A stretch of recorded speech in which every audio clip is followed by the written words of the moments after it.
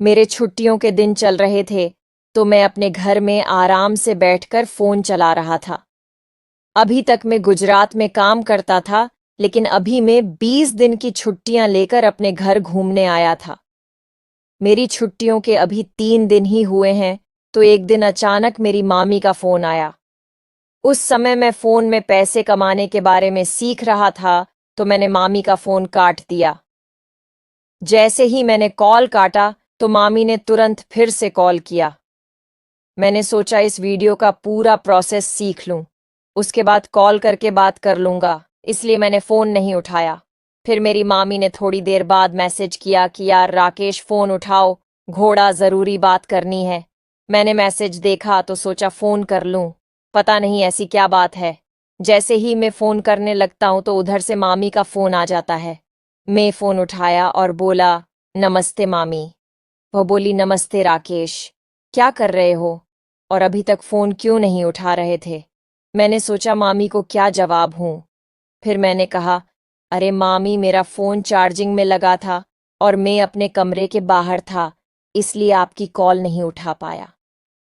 मामी बोली, अच्छा ठीक है, और सुनो, तुम्हें तो पता ही है कि तुम्हारे मामा बाहर रहते हैं, 20 साल में एक ही बार आते हैं, तो मुझे एक रिश्तेदार के घर में शादी है, तो वहां जाना थोड़ा जरूरी भी है।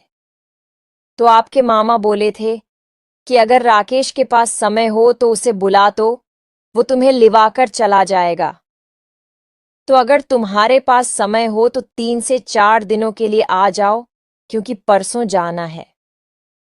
मैंने कहा, ठीक है मामी, मेरे पास तो समय ही समय है, मैं कल आ जाऊंगा, फिर हम दोनों साथ चलेंगे शादी में। मामी ने कहा, ठीक है, आराम से आना।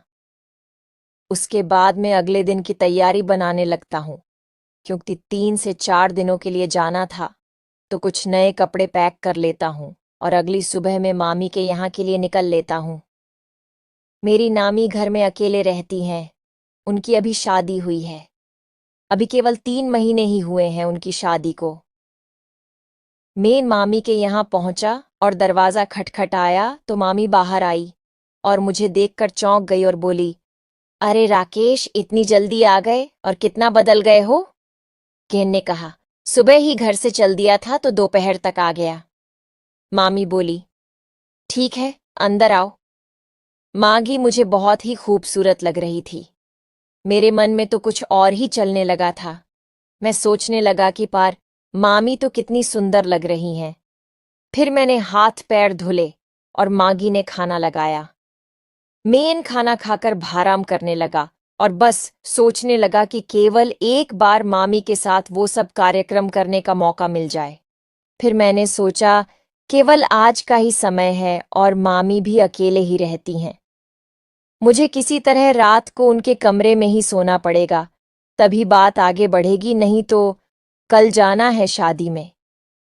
शाम को जब मामी खाना बनाती हैं तो हम और मामी खाना खाते हैं।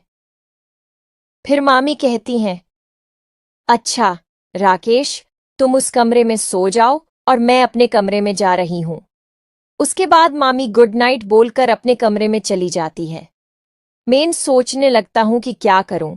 फिर वही 1 घंटे बाद में मामी के कमरे के पास जाता हूं और मामी को बुलाता हूं।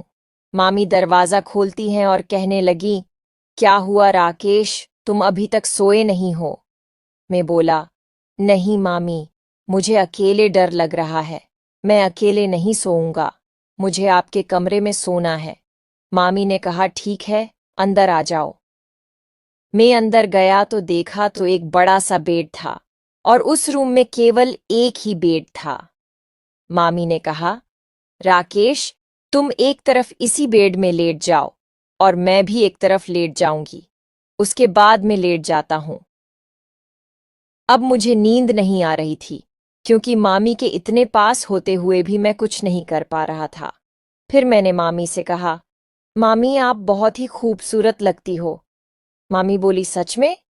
मैंने कहा, हाँ मामी। फिर मैंने पूछा कि मामी, मामा तो बाहर रहते हैं क्या? आपका मन वो सब करने का नहीं होता है। होता है राकेश, मेरा तो बहुत दिनों से मन कर रहा है, लेकिन किसके साथ कार्यक्रम करूं? मैंने कहा, मामी चाहो तो आप मेरे साथ कर लो। मेरा भी मन बहुत हो रहा है आपके साथ समझौता करने का। मामी ने कहा, राकेश मैं तो तुम्हारी मामी हूं। फिर हम लोग कैसे कर सकते हैं? मैंने कहा, तो क्या हुआ मामी, किसी को थोड़ी पता चलेगा और हम लोग तो ये खेल खेल सकते हैं।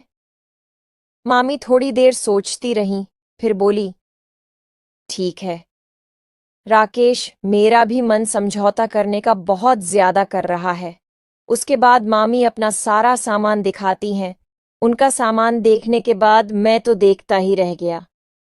मामी ने कहा, केवल देखते ही रहोगे या इनके साथ खेलोगे भी? मैंने मामी से कहा कि सच में मामी, मुझसे अब रुका नहीं जा रहा है। मामी बोली, अब देख ही लिया है तो आगे का कार्यक्रम भी करो जल्दी से। फिर मैं और मामी एक दूसरे से समझौता करने लगते हैं। मैं भी मामी के सामान से खेलने लगता हूं। मुझे तो बहुत मजा आ रहा था और मामी को भी। इतने दिनों बाद वह खुशी मिली थी तो वह भी बहुत खुश थी। मामी को भी बहुत अच्छा लग रहा था। उसके बाद सारी रात में और मामी एक दूसरे के साथ समझौता करते रहे।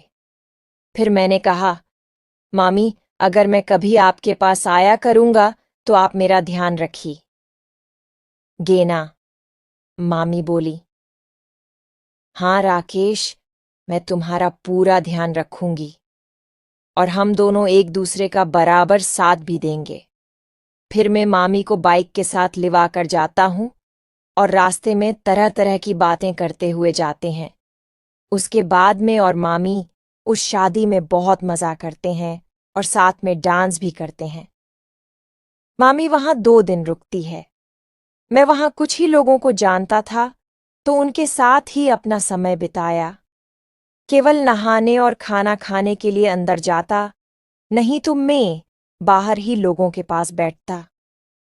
2 दिन बाद में और मामी वहां से आ गए और उस दिन भी मैं मामी के पास रुका और उस रात को भी हम दोनों ने कार्यक्रम किया और अगले दिन खुशी खुशी अपने घर आ गया। फिर मैं अपनी बची कुची छुट्टियां भी काटता हूं और फिर काम करने गुजरात चला जाता हूं। मैं अपनी मामी को हर 2 दिन बाद फोन करके बुलाता रहता हूं।